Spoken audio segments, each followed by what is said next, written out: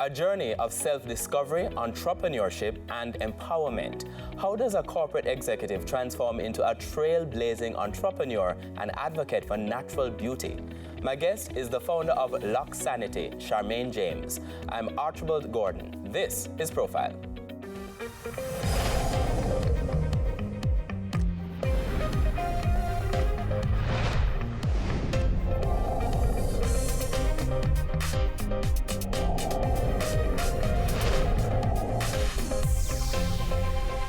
Charmaine James, welcome to Profile. Thank you for having me. And thank you for coming and sharing your absolutely fascinating story. At this point, the founder of Locsanity, established in 2017. This is your career which highlights really a transformative journey from corporate America out to on your own, what I would call natural hair product lifestyle brand overall, having worked in corporate America for over 2 decades really, and then an advocate also for natural beauty. And what's really interesting about your story from my perspective is that what you're doing also mirrors your own personal story in terms of your recognition of natural beauty of hair products and what has been happening in your life. Now, when you think of all of the things that you've accomplished, company being founded in 2017, in that short space of time, what do you think? Oh my goodness, it's an unbelievable journey. So, sometimes I kind of, sit back and I want someone to almost pinch me because I feel like it's almost like a dream. I mean, who would have thought something that started off as a passion project, something that I would do, on the weekends and on nights and weekends, and just, as a hobby almost, would turn into something that is, my full-time job, and a job that allows me to touch other people and to help other people experience the same growth that I did, and to accomplish something so amazing as just looking in the mirror and seeing your own true beauty. And so it's just been an absolute dream, and so I couldn't ask for more. No, one of the things that was interesting to me as well is that, and we talked about this in the pre-interview, you also imagined yourself doing hair earlier on throughout life. Explain.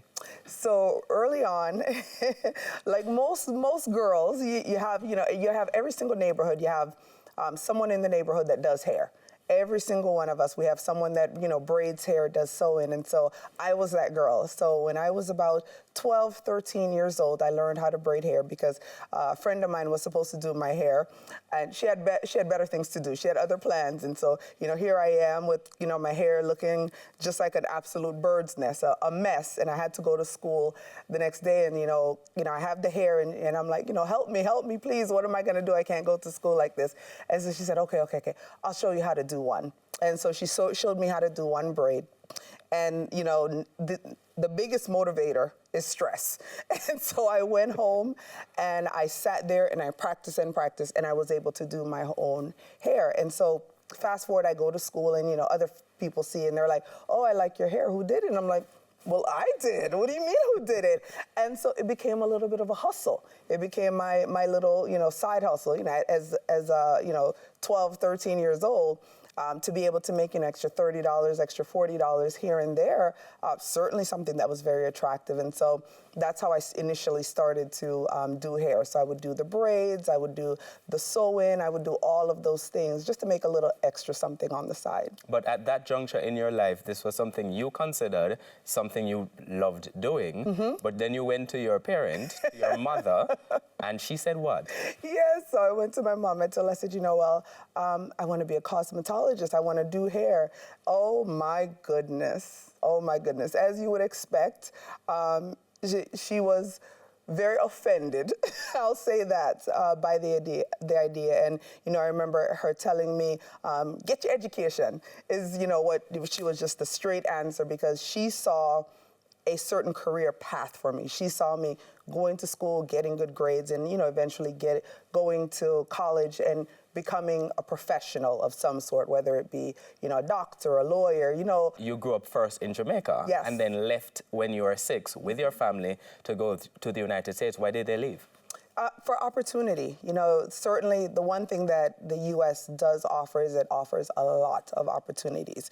You can have, someone that comes there with just the clothes on your back and really that desire to get ahead. And so they simply went there for an opportunity to give me a better life. My mom and my dad. My parents, they come from very modest means. And so to be able to go What do you call modest means? I remember growing up here, we lived in like a little one room, me and my mom, and it was very modest means. There was no kitchen, no bathroom.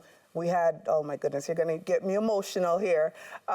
We would use an outhouse for the bathroom, and you know, there was like a little spot outside of the room where mommy would cook.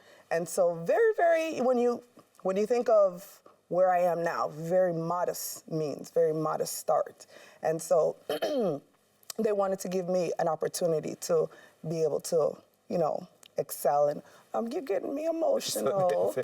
Not trying to, but they went off to the U.S. as a consequence. Yes. Why is it still so emotional for you? Oh my goodness. I guess, you know, anytime that you look back on your childhood and there's certain pivotal points, and when you have to touch on those pivotal points, they do, you know, I was a child, but I understood and I knew what they were giving up, what they were sacrificing for me. Which is why your mother was pushing you so much. So you come to her and you tell her that this is something I want to do, and she's like, no way, we're going to be continuing on an academic path. Mm-hmm. And for her, education, for both of your parents, education was a really important thing. Yes, education is the way out. If there's, you know, one, you know, surefire, when you have, you know, when we moved to the States, we were not wealthy. We didn't have much of anything. And, you know, mommy, she worked live-in jobs, she worked nights, she works weekends, she clean house, she bartend. So, you know, she would go and, you know, work during the day, clean houses, and then at night she would bartend in a bar. And it's funny because my husband says that the drinks that she makes is not very good. You would expect, you'd expect she can make good drink, but no, mommy can't make any good drinks because, you know, that was something that she just did on the side. Mommy knew the way that I could escape all of that, the way to get out was, yes, I was smart, but I had to work hard. I had to get my education. I had to, you know, really push myself in order to get to that next level. And so she saw that as the easiest way for me to get out. And in fact, part of of your story is the fact that you were following that journey, but we're going to have to talk a little bit about how you're following that journey when Profile returns after the break. My guest is the founder of Locsanity, Charmaine James, whose personal journey led her to create a hugely successful hair care brand celebrating natural beauty. We're back with you after these messages.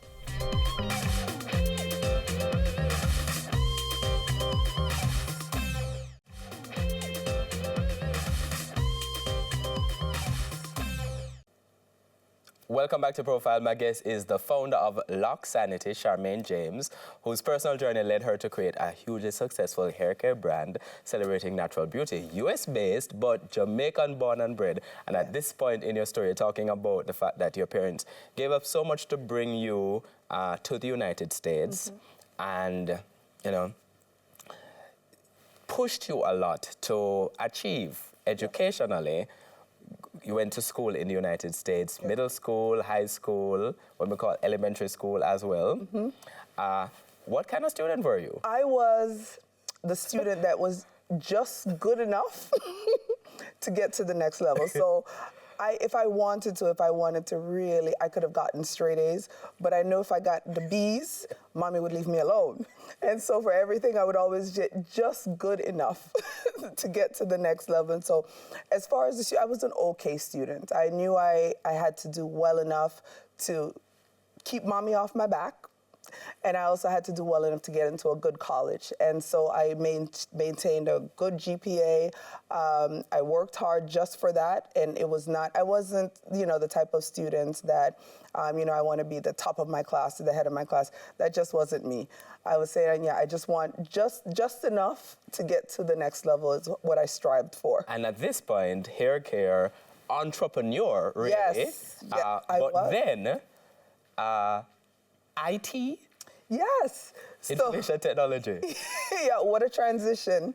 So I was really good at math and science. Those were the two classes that all the maths, all the sciences always intrigued me. I was always excited to go into, those classes and to learn in those classes.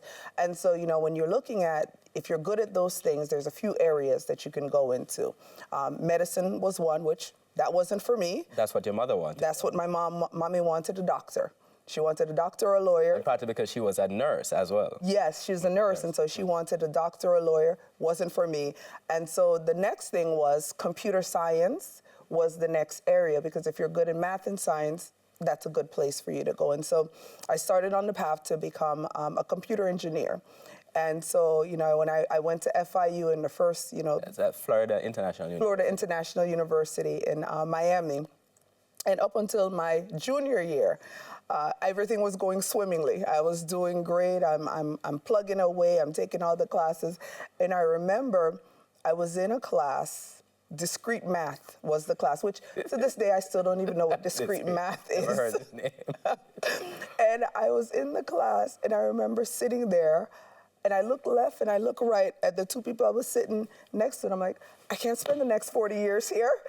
And so, I got up, I got my bag, I packed up my stuff. What was it? It was, so the personality types of those that go into computer engineering and go into computer science, it's a very certain type of personality. They're usually very reserved. I remember going into the study sessions, and they would shush me when I would tell a joke, or I'd be, laughing and, enjoying myself, trying to enjoy the people, and shh is what I would always get. And so it's a very specific type of personality. And I was like, I can't spend the next 40 years, doing this and in this, because it was just not a fit for who I am. So you found what was the closest thing? The closest thing, so I could keep the most credits, because remember, I don't really like school that much. I wanted to get out of there as soon as I possibly could. And so the one thing that allowed me to transfer a lot of my credits was computer IT.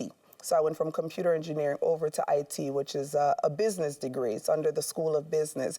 And that's where I ended up graduating with. And graduating, but also going on to do quite well in corporate America. Yes. So after I graduated, I moved on. I started working as a call center information manager. And so, from there, I worked my way up through, and then, eventually working with software companies as their director of customer care, customer support, very much in the software field, because that's where I was comfortable. That's where I felt most at home. So I was still working adjacent to the folks that were shushing me, but but I could still be me. I could still, I led the team that was interacting with the customers, which usually those folks are very outgoing. They enjoy being around each other, having the conversation, and so still in that same universe, but not being shushed as much.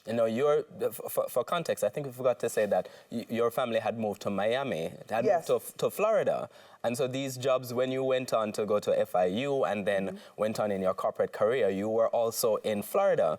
And we know Florida to be one of those places, I think some people call Miami Jamaica 19. It's Jamaica 19 or Jamaica 21, I can't remember which one. And it's a diverse place in that it has Hispanics, it has, African Americans, it has lots of Jamaicans as well. But in many of the places you were going into as a senior leader, you're one of the only people who looked like you. Yes. When people who look like you, explain to our viewers what it means. So once I got into corporate America, I went into a leadership role. It's something that does come fairly natural to me, and it's something that I enjoy. I enjoy helping people achieve their greatness. And so, in the leadership roles, what I found was that although the corporations were very diverse and you had every ethnicity, you had every sex, when it comes to leadership and those that are promoted into leadership positions, there aren't a lot of people that look like me. And so in a lot of the the rooms that I was in, I was the only woman, and I was also the only black person. What are the challenges of that, being in that space? Very difficult, because here, I am And, as I'm growing and I'm learning and I'm trying to, figure out who I am as a leader, I'm in a room where no one else looks like me, no one else sounds like me, and I'm being held to a standard that I don't even know what the standard is. And so everything for me had to be very clean cut. So I had to be, I had to look a certain way. I had to be extremely polished, extremely well-spoken, very disciplined. I had to work much harder than everybody else just to be considered as an equal. And so extremely challenging environment, but it was one that, I was up for the challenge. I did not shy away. I've always been very, very driven, and I know what I need to do in order to succeed. So if I had to work 60 hours, if I had to work 80 hours, whatever it is that I needed in order to do, whatever I had to do in order to succeed, I was willing to do it. You're getting it done. So why then give it up and go off on your own? But you can't get to answer that question. You have to stick around for the next segment of Profile to find out the answer. My guest is the founder of Locsanity, Charmaine James, whose, as we've been talking about, her personal journey led her to create a successful hair care brand and expanding to become a natural beauty lifestyle brand. And we're back with you after these messages.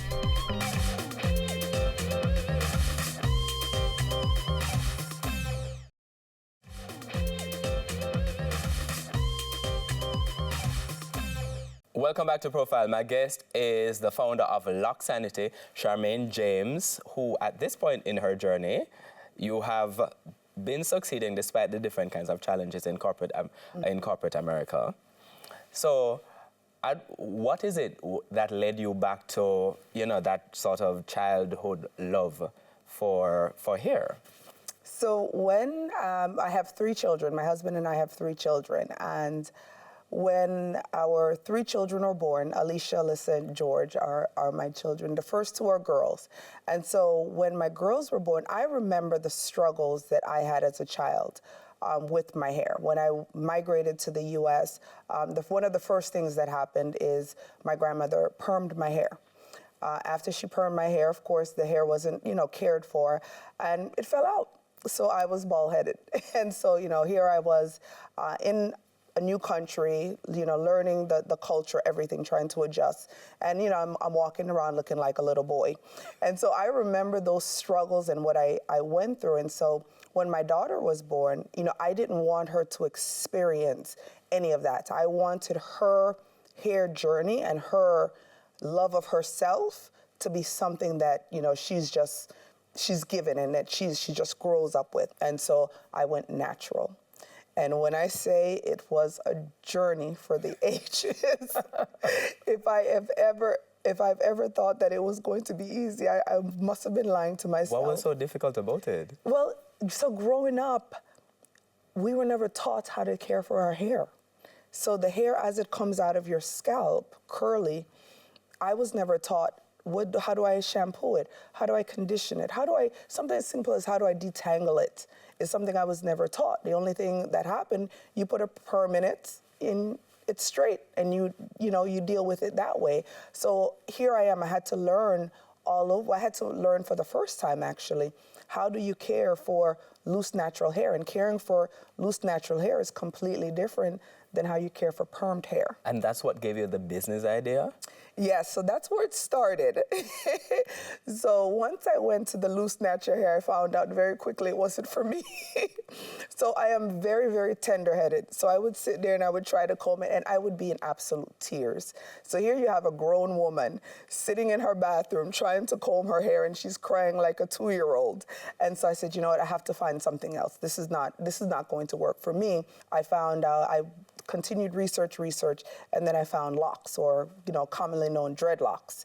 And I said, all right, well, so this is something that might work for me because, my hair is a nice, very curly, a 4C, which is a very tight curl texture. This might work for me. Fast forward, I decided to get them. And once I got them, I couldn't find products that I needed.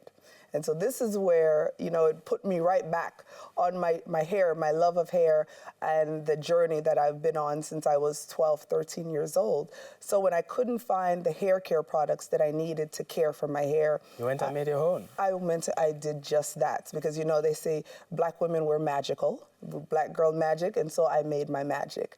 And I got in the kitchen, it literally got in my kitchen, and I started mixing up my formulations for my hair. And because I was natural for a couple years, I knew the types of ingredients that my hair loved. My hair loved jojoba oil, it loved Jamaican black castor oil, it loved aloe. And so I started mixing these different things, these different concoctions in my kitchen. So you make them in your kitchen and Yes. go on to sell them on Amazon, have no expectation that they will be sold to the extent. No. And from that idea is born a business that has gone into being a multi-million-dollar business. Yes. What has it taken? So that's a summary of it. But in terms of of what it's taken to get you there, what were the ingredients? Oh my! So when I first started making the products, and I found things that work for me, I actually started working with an organic chemist. They know what amounts, what proportions. You know, me and my husband, you know, we decided to put it out there, and didn't know if there was a market for it. Did no market research. Had no idea if it would sell one, if it would sell two, but we just put it out there because if I had the need, certainly someone else out there has the same need. And so trying to have someone else not be in their kitchen, you know, at 2 o'clock in the morning, mixing up, trying to figure out, you know, what works, they said, we put it out there. And then someone bought it. And we're like, oh my. And then another person bought it, and another person bought it. And then little by little, you start to see where it would, you know, trickle in. And it's like, okay. And so, you know, at this time, I'm still working full time in corporate America. And so, you know, I would get up 6 a.m. and, you know, get ready, go off to work, get the kids off to school, and then work until 7, 8 o'clock at night, come home and work until 2, 3 in the morning, go to sleep and wake up and do the same thing all over again. And then you decided that this was it? Yeah, after a couple of years where the company was just growing very, very quickly, you know, my husband and I, you know, we sat down, we said, you know, maybe this is something that, you know, you should take a leap. And, you know, I was the one that I wasn't the brave one. He's the brave one. Alistair is the brave one. He's from a family of entrepreneurs. And so, you know, his mom is an entrepreneur. His dad is an entrepreneur. Both of them only ever worked for themselves, for their own businesses. And so he's the brave one. And he's like, yes, we can do it. And meanwhile, I'm like, I don't know. And I'm biting off my fingernails and decided, yes, we're going to, you know, take the leap. And I took the leap. And I remember, you know, talking to mommy, going back to mommy and telling mommy that, you know, I'm leaving corporate America. And, you know, you could imagine her reaction. Y'all gonna leave a good job. Have a good job. Yes. And I did it. I struck out. And once I was able to do that and to fully devote myself 100% to Locsanity, that's when things really got exciting.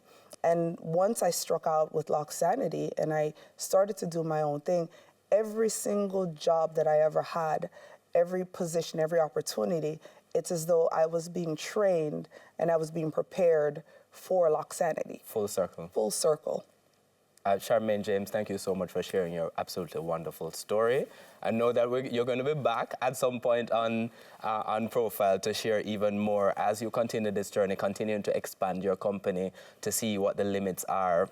Well, in this instance, there are no actual limits. There are no limits. The sky Thank you so is much the for limit. sharing your story with us. And thank you so much for having me. It's been an absolute pleasure. And thank you at home for watching as well. I'm Archibald Gordon. See you next week.